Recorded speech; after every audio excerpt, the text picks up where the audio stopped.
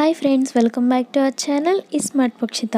ఈరోజు మన రెసిపీ వచ్చేసి గోంగూర నిల్వ పచ్చడి అండి. గోంగూరతో ఎప్పుడు కావాలంటే అప్పుడు ఈజీగా తినేసుకునే పచ్చడి ఎలా ప్రిపేర్ చేసుకోవాలో మనం ఈ వీడియోలో చూసేద్దామండి. వీడియోని చివరి వరకు చూడండి, స్కిప్ చేయకుండా.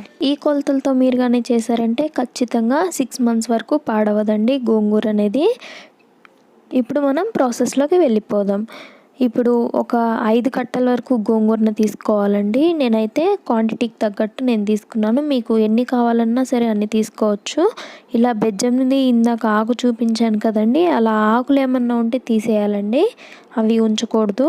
నేను దీనికి కొండ గోంగూరని యూస్ చేస్తున్నాను. ఇలా ఆకుల్ని మొత్తం ఒలుచుకున్న తర్వాత శుభ్రంగా కడిగేసి ఒక క్లాత్ మీద 4 గంటల సేపు ఆరబెట్టుకోవాలండి. ఇప్పుడు దీంట్లో కారం కోసం దీంట్లోకి 75 grams వరకు ఎండుమిరపకాయలని తీసుకున్నాను. ఒక బాండి పెట్టి దాంట్లోకి 2 tablespoons ఆయిల్ వేసుకొని ఎండుమిరపకాయలు, కరివేపాకు వేసుకొని ఫ్రై చేసుకోవాలి. కరివేపాకు అనేది తడి లేకుండా శుభ్రంగా తుడుచుకొని వేసుకోవాలండి. కరివేపాకు కానీ తడి ఉన్నట్లయితే పచ్చడి అనేది పాడైపోతుంది. ఇలా ఫ్రై అయిన తర్వాత దీన్ని ఒక ప్లేట్లోకి వేసుకోవాలి. ఈ మొత్తంని ఒక ప్లేట్లోకి వేసుకున్న తర్వాత అదే ఆయిల్లో దీంట్లోకి 2 tablespoons ధనియాలను వేసుకోవాలి. ధనియాలు వేసినట్లయితే మంచి ఫ్లేవర్ వస్తుంది. 1 tablespoon జీలకర్ర, 1 tablespoon పచ్చిపప్పు, 1/2 tablespoon మెంతులను కూడా వేసుకొని మొత్తం బాగా ఫ్రై చేసుకోవాలి. ఇవి వేయించుకునేటప్పుడు మంటని లో ఫ్లేమ్లో పెట్టుకొని వేయించుకున్నట్లయితే గింజ లోపలి వరకు బాగా వేగుతుంది, అప్పుడు బాగుంటుంది. ఇలా మొత్తం ఫ్రై అయిపోయిన తర్వాత వీటిని కూడా ఇందాక మిరపకాయలు, కరివేపాకు తీసుకున్న ప్లేట్లోకి వేసుకొని పూర్తిగా చల్లారనిచ్చుకోవాలి. చూడండి, 4 గంటల తర్వాత గోంగూర అయితే మొత్తం ఇలా అయిపోయింది. చూడండి, 3 ఆకులు ఉన్నాయి కదా, ఇలా 3 ఆకులు ఉంటే కొండ గోంగూర అంటారండి. దీంట్లో మనకి 2 రకాల గోంగూరలు ఉంటాయి, కొయ్య గోంగూర, కొండ గోంగూర అంటారు కదా. నేనైతే కొండ గోంగూర తీసుకున్నాను. కొండ గోంగూర అయితే పులుపు ఎక్కువ ఉంటుంది కదండి, దానికోసం.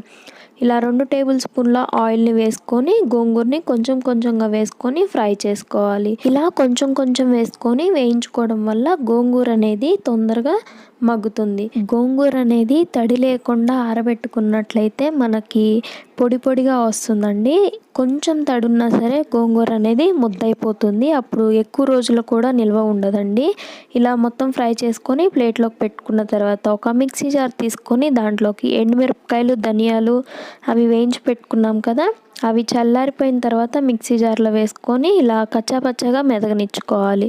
ఇప్పుడు గోంగూర కూడా పూర్తిగా చల్లారిపోయిందండి. ఈ గోంగూరను కూడా దాంట్లో వేసుకొని దీంట్లోకి రుచికి తగ్గ ఉప్పును కూడా వేసుకొని గ్రైండ్ చేసుకోవాలి. ఇది కొంచెం కచ్చాపచ్చగా ఉంటేనే బాగుంటుందండి, అంటే ఆకులు కనిపిస్తూ అట్లా ఉంటేనే బాగుంటుంది ఈ గోంగూర తినేటప్పుడు. మీకు అట్లా కానీ ఇష్టం లేకపోతే పూర్తిగా అయినా సరే గ్రైండ్ చేసుకోవచ్చు, మీ చాయిస్ అది. చూడండి, ఈ విధంగా కానీ మీరు గ్రైండ్ చేసుకున్నట్లయితే పచ్చడి అనేది రుచి బాగుంటుంది. ఇలా గ్రైండ్ చేసుకొని ఒక పక్కన పెట్టేసుకోండి. ఇప్పుడు తాలింపు కోసం అదే బాండీలో దీంట్లోకి ఒక 1/2 కప్పు వరకు నూనెను వేసుకోవాలి. దీంట్లోకి ఆయిల్ కొంచెం ఎక్కువే పడుతుందండి. దీంట్లోకి 2 ఎండుమిరపకాయలని ముక్కలు చేసుకొని వేసుకోండి. అలాగే దీంట్లోకి 1 tablespoon ఆవాలు, 1/2 tablespoon మినప్పప్పు, 1 tablespoon జీలకర్ర, 1 tablespoon పచ్చిపప్పు వేసుకోవాలండి. తాలింపులో మామూలుగా పచ్చిపప్పు వేసుకోరండి పచ్చళ్ళకి, కానీ దీంట్లోకి పచ్చిపప్పు వేస్తే రుచి బాగుంటుంది. కరివేపాకు 2 రెమ్మల్ని వేసుకోండి. ఇంగువ కూడా కొంచెం ఎక్కువే పడుతుందండి, 1 teaspoon వరకు.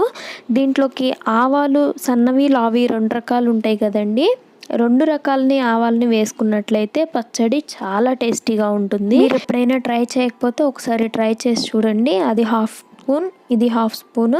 లావి సన్నయి మొత్తం కలిపి 1 tablespoon వరకు ఆవాలని వేసుకోండి.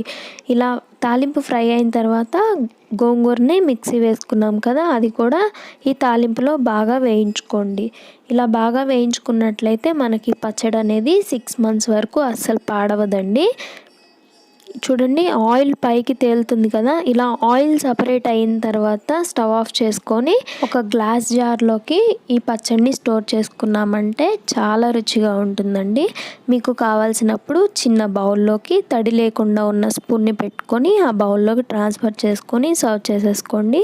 ఇది వేడి వేడి అన్నంలోకి చాలా అంటే చాలా బాగుంటుందండి ఈ పచ్చడి. మీరు కూడా ఒకసారి ట్రై చేయండి, ఎలా వచ్చిందో కమెంట్లో షేర్ చేయండి. మన ఛానల్ని ఫస్ట్ టైం చూస్తున్నట్లయితే సబ్స్క్రైబ్